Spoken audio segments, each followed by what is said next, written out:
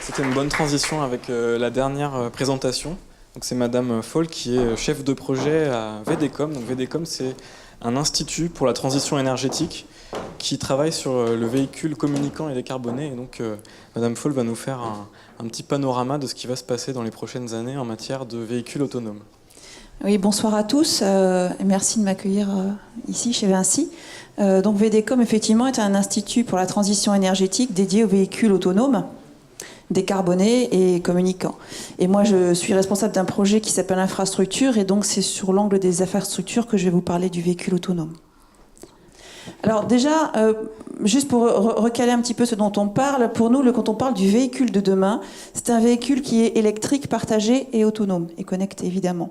Électrique pour répondre aux contraintes de pollution atmosphérique des villes, partagé pour répondre aux contraintes de congestion et de disponibilité des infrastructures, et autonome pour répondre aux attentes de sécurité, de confort et d'expérience du voyage des citoyens de demain. Donc le point qui est important, qu'il faut bien garder en tête, il a été évoqué un petit peu jusqu'à présent, c'est que ces véhicules vont cohabiter pendant très longtemps avec des véhicules classiques. Donc on ne va pas passer au tout autonome, pas avant 50 ans, 80 ans, j'en sais rien, peut-être jamais. Donc on a bien dans un schéma, et on s'inscrit nous dans un schéma où on va avoir une double une cohabitation de ces véhicules sur dans nos villes. Et les enjeux, c'est dans cette phase de transition, quels sont les impacts de la montée en puissance de ces véhicules autonomes sur les infrastructures de la ville. Alors déjà, pour clarifier aussi, parce qu'on entend quand même beaucoup de choses sur les véhicules autonomes et beaucoup de bêtises, je vais vous redire dans quel cadre nous travaillons. Nous travaillons dans le cadre d'une feuille de route en France qui est dictée par le programme NFI, Nouvelle France Industrielle. Et en fait, le véhicule autonome en France, c'est pas une feuille de route, c'est 3 feuilles de route. Une feuille de route véhicule particulier, une feuille de route système de transport public autonome, qui sont vraiment distinctes, et une troisième dont je ne parlerai pas parce qu'elle sort complètement du cadre de VDCOM, c'est tout ce qui est véhicules spéciaux, véhicules de chantier, bennes à ordures, etc., etc. Donc ça, c'est encore un autre sujet. Mais même si ces feuilles de route sont distinctes, on voit qu'elles ont des points communs, des points de convergence. Et les points de convergence, c'est notamment au niveau des dates, avec un point de passage en 2020, un point de passage en 2030, et puis après, ce qui pourrait se passer au-delà de 2030. Donc ce sur quoi nous travaillons d'ici 2020, ce sont des cas d'usage sur autoroute, en embouteillage et en vallée parking. Donc des voitures qui, à toute petite vitesse, pourront aller se garer toutes seules dans des endroits aménagés pour ça. Du côté véhicule autonome, on travaille d'ici 2020 à des cas d'usage qui sont des flottes en libre service sur des sites privés, sur des convois de navettes autonomes sur des sites propres, donc du platooning, des véhicules qui sont en petits convois, des convois de navettes autonomes sur des voies classées zones de rencontre. Donc on imagine très bien des sites propres, et puis à la fin du site propre, il y a un rond-point où il y a une sortie, un franchissement à faire. Donc là, on a des petites zones de rencontre. Et puis enfin, le remisage intelligent des navettes pour les systèmes de transport public. Au-delà de 2030, on arrive à des trajets domicile-travail pour le véhicule particulier et des voituriers automatiques. Et dans le cas des transports publics, on arrive à des flottes en libre service sur de la voie publique. Et puis enfin, au-delà, on a du taxi partagé, du transport à la demande autour des gares, du tout contexte. Mais voilà le cadre de la roadmap en France sur le véhicule autonome. Après, il y a la question de l'usage. Quand on parle de véhicule autonome, on en parle pour quoi faire, pour dire quoi. Donc on a fait un petit mapping qui est bien moins détaillé que celui que Gaël a présenté tout à l'heure. Mais bon, vous l'avez vu, donc c'est pas la peine qu'il soit très détaillé. Il y a, là, on distingue l'utilisation individuelle, l'utilisation partagée, et puis les usages privés ou collectifs. L'utilisation individuelle privée, c'est ce qu'on connaît aujourd'hui de la voiture particulière. L'utilisation, le monosolisme, tout ce qu'on veut, domicile, travail, loisirs, déplacements professionnels, c'est du très classique. Dans l'utilisation partagée des usages privés, on va trouver les flottes d'entreprise, du covoiturage, et puis qu'on voit arriver quelques applications type peer-to-peer, taxi, Uber. Et puis après, on a les transports collectifs. Et là, on arrive vraiment très vite dans le domaine des véhicules autonomes avec l'autopartage et notamment tout ce qui est usage de redistribution des véhicules partagés entre les stations d'autopartage. Et puis le taxi autonome, dont on parle beaucoup. Et puis enfin, les PRT. Et les PRT, dans notre compréhension à nous de VDCOM, je vais y revenir tout de suite, c'est pas des PRT sur des voies dédiées, c'est des véhicules autonomes qui effectue un service de type PRT, mais bien sur des véhicules autonomes et sur de la chaussée, sur de la route qui existe aujourd'hui. Alors on a essayé de donner un cadre conceptuel à ces histoires de services par véhicule autonome. Donc on a établi cette classification en fonction de la maturité technologique et réglementaire croissante des services. Donc là on part de la situation, on a des voitures autonomes sur des voies complètement dédiées, complètement fermées, avec un point de départ, un point d'arrivée, et un système linéaire et un service qui est planifié à des horaires fixes. Et on l'a symbolisé de cette manière-là, donc du très très simple. Et puis tout de suite après, au niveau 2, on arrive à ce qu'on appelle nous du PRT autonome. On arrive dans le domaine où VDCOM commence à travailler. C'est qu'on a à peu près le même type de réseau, mais on a du service à la demande. C'est-à-dire que je sors de mon bureau, je peux appeler une voiture qui va venir toute seule me chercher. On est dans du service autonome qui n'est plus planifié. 3 PRT avancés, là on arrive à des situations de réseau. On sort du linéaire et puis on peut avoir des réseaux un peu plus complexes sur lesquels les véhicules autonomes vont se déplacer. Au niveau 5, on arrive à du PRT intégré. Et là, on a non seulement du service à la demande sur du réseau complexe, mais on a aussi du réseau partagé et des voies sur lesquelles les voitures autonomes vont commencer à se confronter à d'autres usagers que des véhicules autonomes. Et puis enfin, on sort du PRT et on arrive à des services de véhicules autonomes partagés où on n'a plus de réseau, on a des stations qui sont positionnés un petit peu partout. Et puis après, on est enfin au taxi autonome, où il n'y a même plus de station, et je suis au 38 de l'avenue Edgar Quinet, j'appelle une voiture au 38 de l'avenue Edgar Quinet, et elle va venir me chercher là. Voilà. Et c'est la classification qu'on a mise en place. Et aujourd'hui, quand on travaille sur des démonstrateurs de services de navettes autonomes, on est un petit peu sur on est sur ces niveaux-là. Et au niveau démonstrateur, on n'est pas sur du service d'exploitation à grande échelle encore. Tout ça a un impact sur les infrastructures, bien évidemment, mais cet impact, il va dépendre de la vitesse de diffusion de ces véhicules autonomes. On parle de 2020, de 2030 ou de 2050, ça n'a évidemment pas le même impact, et puis ça va dépendre aussi de la puissance de diffusion du nombre de véhicules qui vont arriver sur le marché. Donc, je vais vous présenter là 2 scénarios de diffusion. C'est pas nous qui les avons faits. Le premier là, c'est le Boston Consulting Group, et le deuxième, c'est des chercheurs de l'université de Delft aux Pays-Bas. Donc, le Boston Consulting Group, ils ont fait une étude prospective avec 4 scénarios. Le premier, qui est là, c'est un scénario très, très conservateur, où en fait, on injecte 25% de véhicules autonomes dans des véhicules particuliers premium. Donc, on reste dans des usages particuliers, très classiques. Et ils ont évalué les impacts de cette volumétrie sur les externalités de la ville. Alors, on n'a pas changé, là, l'énergie. On est encore sur de l'énergie partagée. On peut avoir des voitures autonomes électriques, mais on peut aussi avoir des voitures autonomes thermiques classiques. Et donc là, on est sur du classique. Donc l'impact de 25% de véhicules autonomes dans les flottes, ça donne moins 1% de véhicules dans la flotte réelle. Et puis les impacts, on voit, les émissions continuent d'augmenter. On économise 1% de besoins en parking de la ville. On économise 18% d'accidents et le coût de la mobilité augmente un peu, ce qui est normal puisqu'on a injecté des voitures premium, donc plus chères. Et donc on augmente le coût de la mobilité. Ça a été fait sur pas mal de villes. J'ai plus en tête, mais aux États-Unis, en Europe, en Asie. Donc c'est une étude mondiale où ils ont regardé les impacts, et c'est après un schéma qui tourne 10 ans. Donc je commence à vendre des voitures autonomes, 10 ans après, voilà le résultat que j'ai sur ma flotte. Donc c'est extrêmement conservateur, et au final, ce qu'on peut dire, c'est que ça ne change pas grand-chose. Le deuxième scénario, il est un petit peu plus poussé, et on injecte là 60% de véhicules autonomes. Et 60% de véhicules autonomes, on s'aperçoit que les véhicules autonomes deviennent majoritaires dans les rues, au bout de 10 ans.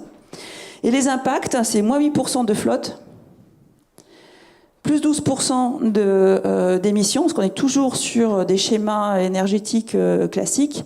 Et puis on voit les impacts, les besoins en parking commencent à diminuer, les accidents diminuent très fortement, 50%, et le coût de la mobilité commence à baisser. Et puis après, on arrive à des scénarios vraiment très en rupture, là, où le taxi autonome fait sa révolution et s'empare de la route. Donc 46% de baisse des flottes, là on est quasiment à 100% de vente de véhicules autonomes pendant 10 ans.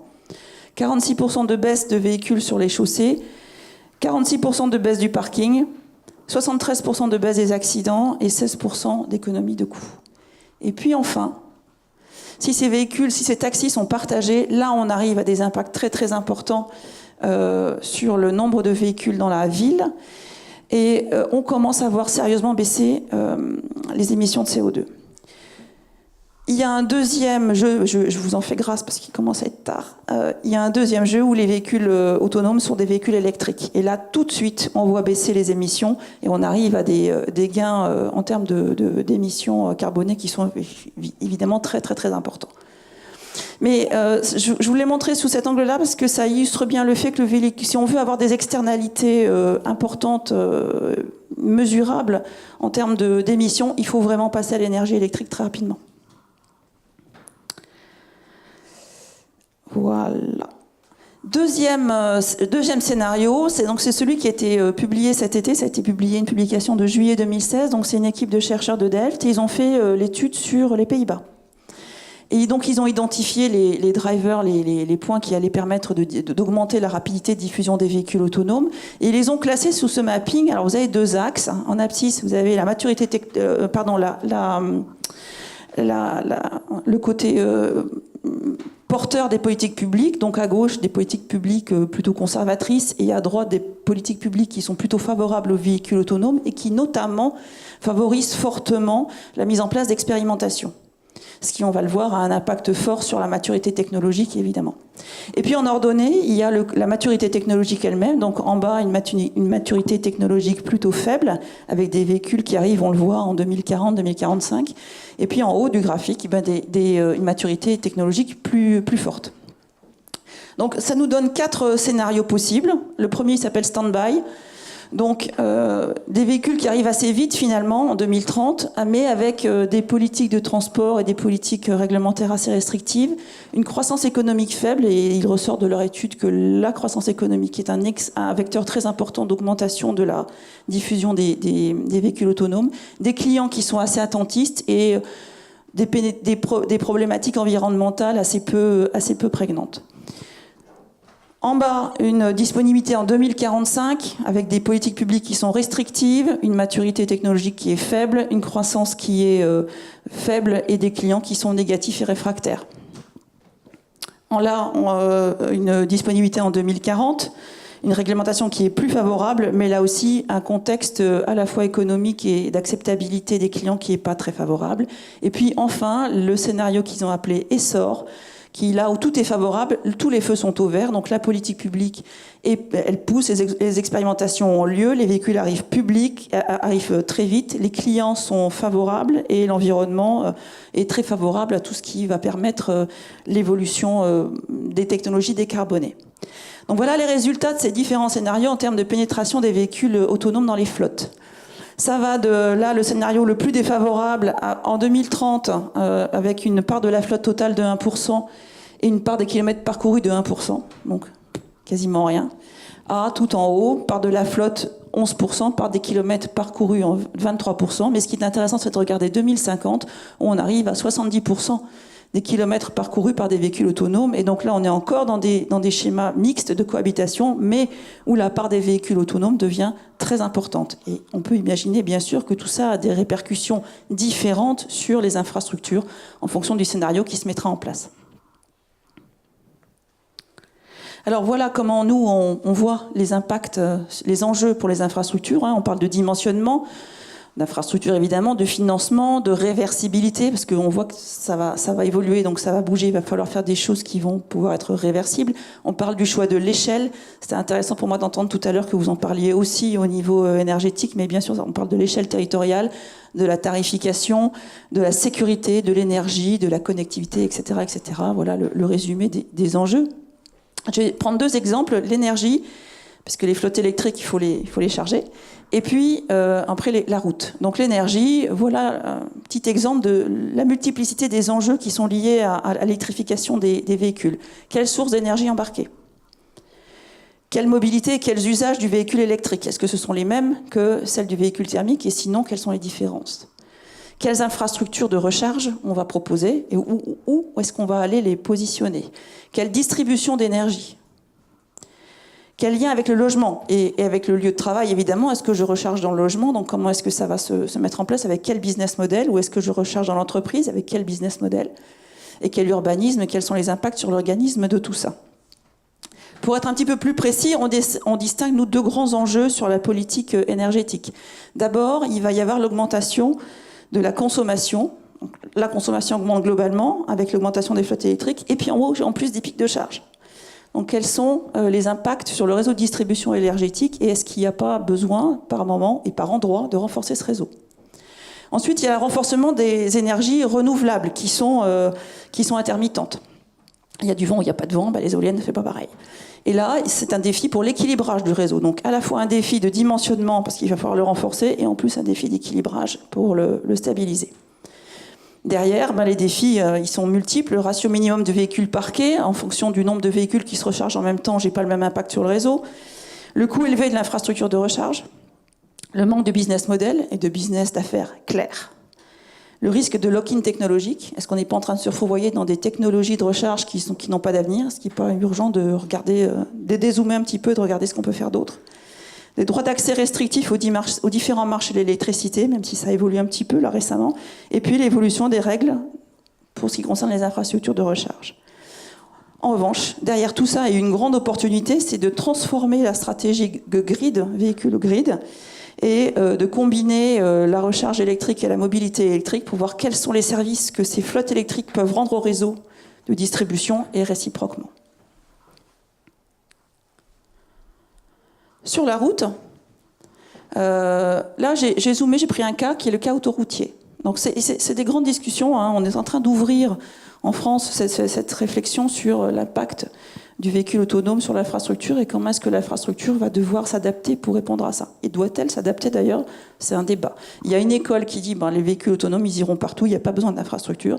Et une autre école qui dit si on veut augmenter la rapidité de diffusion, il va falloir s'attaquer à ça, il va falloir équiper un peu l'infrastructure pour renforcer la sécurité et la visibilité sur certains endroits. Donc, quelques exemples. Le marquage au sol, avec la qualité de marquage, le niveau de rétroréflexion, l'usure du marquage au sol. Qu'est-ce qu'un véhicule autonome est capable de détecter? Comment fonctionne le capteur? Qu'est-ce qu'il détecte? Est-ce qu'il détecte la rétroréflexion? Est-ce qu'il détecte le taux de couvrage de la banque de marquage? C'est pas la même chose. Et il va falloir que précisément on arrive à dire quel est le cahier des charges de marquage que le véhicule autonome va demander pour pouvoir circuler sur la chaussée. Zone de travaux, alors il y a un point qui est extrêmement marrant, c'est les zones de péage, et notamment le reparage des barrières. Il n'y a pas de marquage au sol quand on arrive à un péage. À un moment, il n'y en a plus. Comment il fait le véhicule autonome? Est-ce qu'il va pouvoir passer le péage? Alors il y a deux écoles, une qui dit c'est pas grave, on rend la main au conducteur. On la rend quand? Comment? À quel endroit? Et qu'est-ce qui se passe? À ce moment-là, est-ce qu'on le rend au moment où il faut ralentir? Est-ce qu'on lui dit il faut que tu reprennes la main? Est-ce que la voiture débraye toute seule? Comment on fait pour gérer ça? Ou est-ce qu'on installe des bornes de connectivité sur les péages pour que la voiture elle puisse se caler par rapport à une voie et puis la passer sans s'arrêter? Voilà, des questions qui sont structurelles pour faciliter la diffusion des véhicules et puis aussi parce que financièrement c'est pas neutre pour l'équipement des infrastructures. Donc les pistes de réponse pour permettre tout ça, elles sont là. Il y a la connectivité évidemment, les unités de bord de route, tout ce qui est communication véhicule, infrastructure et véhicule. Il y a la politique de maintenance, notamment quand on parle des marquages au sol. Il y a l'évolution des marquages, non pas seulement la maintenance, mais aussi l'évolution du produit. Est-ce qu'il faut qu'il évolue et comment est-ce qu'on doit concevoir les marquages pour faire ça? La réflexion sur le design des infrastructures elles-mêmes, et puis la labellisation des routes. Ça, c'est vraiment une question, mais est-ce qu'on n'est pas en train de s'acheminer vers des routes qui vont être labellisées pour permettre la circulation des véhicules autonomes? Et là, vraiment, on est juste en train d'ouvrir le débat sur ces questions-là. Ça, c'est l'autoroute. Dans la ville, il y a un énorme sujet qui est celui de la protection des carrefours, de la supervision du trafic. Voilà. À chaque fois qu'on décline un cas d'usage comme celui-là, on arrive à des problématiques qui vont permettre ou pas de laisser passer le véhicule autonome.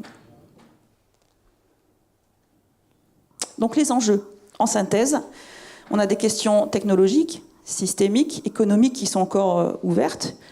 Une politique qui est encore incertaine. On attend un peu de savoir si ça va être sécuritaire, pas sécuritaire. Est-ce qu'on va l'autoriser, pas l'autoriser. Voilà, ça commence à bouger, mais c'est encore un petit peu timide. On a des projets, en revanche, qui sont multiples. Il y a un foisonnement de projets au niveau national, au niveau européen et au niveau mondial autour des véhicules autonomes, que ce soit dans les systèmes de transport public ou dans des utilisations privées. Et à un moment, il va falloir que tout ça se rejoigne et pour à la fois permettre de développer la feuille de route technologique et puis de décider ce qu'on va laisser faire, ce qu'on va autoriser à faire et comment on va introduire ces véhicules-là sur nos routes. Voilà. Merci. J'ai une première question. Quand est-ce que, par exemple, sur l'autoroute, ça deviendra une réalité? Parce que j'ai l'impression que Tesla dit que c'est déjà possible. J'entends beaucoup de constructeurs qui disent que à partir de 2020, ce sera réel. Est-ce que c'est de la science-fiction de dire que sur les autoroutes, ce sera automatique en 2020? Non, les constructeurs travaillent à équiper les véhicules de systèmes d'automatisation ou d'aide à la conduite poussée. Ce qu'on ne sait pas encore, c'est ce que le conducteur va avoir le droit d'en faire. Et en fait, Tesla, c'est assez intéressant parce qu'ils disent, bon, on a un autopilote, la voiture est autonome, mais en revanche, elle est sous la responsabilité du conducteur. Donc, quel niveau d'autonomie va être autorisé? Est-ce qu'on pourra vraiment utiliser tout le potentiel des véhicules autonomes pour faire complètement autre chose pendant qu'on sera sur l'autoroute, à savoir par exemple dormir? Voilà, les voitures vont être vendues avec les systèmes et ce qu'on ne sait pas très bien, c'est ce qu'on va pouvoir en faire encore. Je ne sais pas s'il y a des questions.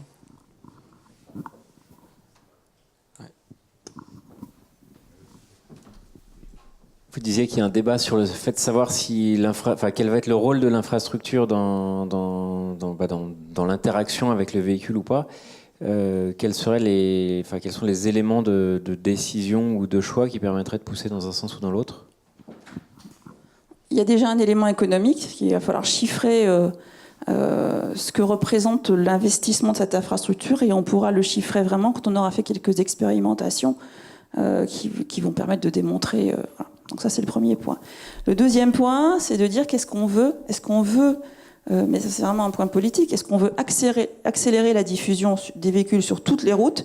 Si on dit la politique, c'est que tous les véhicules autonomes iront partout, ok, mais c'est 50 ans. Soit on dit, on veut accélérer la diffusion de véhicules autonomes sur certains usages et sur certains tronçons. Et alors là, l'approche économique est différente. Mais c'est c'est ces éléments-là qui sont encore à l'étude.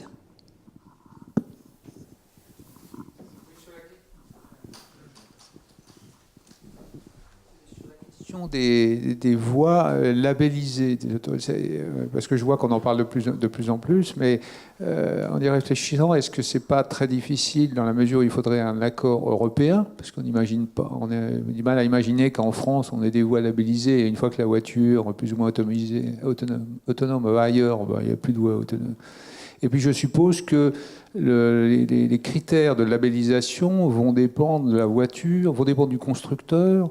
Il y a des voitures qui auront beaucoup de capteurs qui voient très bien, même si le marquage est un peu effacé, ils le voient quand même. Le deep learning permet d'imaginer où devrait être le marquage, donc ça va être très très différent. Donc est-ce que c'est vraiment crédible? Est-ce qu'on pense qu'il y aura un accord de tous les pays européens pour dire oui, c'est comme ça qu'il faut faire, et même mondial, puisque la réglementation est même souvent mondiale? Ou est-ce qu'il y a une autre piste de réflexion dont vous n'avez pas parlé? C'est non pas une labellisation, mais fixer une notation par route. Donc telle route a, par exemple, pour revenir sur le marquage, un marquage de niveau de qualité 10, l'autre a un niveau de qualité 8, l'autre est de qualité 6. Et après, c'est au constructeur de prouver, lorsqu'il demandera l'homologation de sa voiture, de dire ma voiture elle est capable de lire un marquage de niveau 3. Oui, vous avez raison, c'est une alternative. Alors sur la question de l'entente européenne, c'est un sujet qui préoccupe tous les pays européens et bien sûr, il va falloir qu'il y ait une politique commune, mais c'est au fil. On n'en est qu'au début des expérimentations, donc tout ça va prendre un petit peu de temps. Après, sur la question du marquage, c'est assez intéressant parce qu'un marquage, il n'est pas de niveau 3. Il est de niveau 3 au moment où on va prendre la mesure. Un an après, il n'est plus de niveau 3, 2 ans après non plus. Donc, se pose quand même, de toute façon, la question du maintien de l'infrastructure à un certain niveau. Alors, labellisation, pas labellisation, peut-être qu'on n'ira pas jusqu'à la labellisation, mais il va bien falloir trouver un moyen d'informer le véhicule autonome de l'état de l'infrastructure sur laquelle il circule à un moment donné.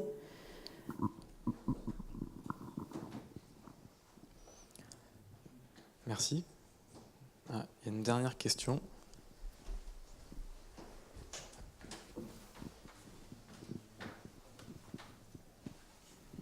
Merci, bonsoir.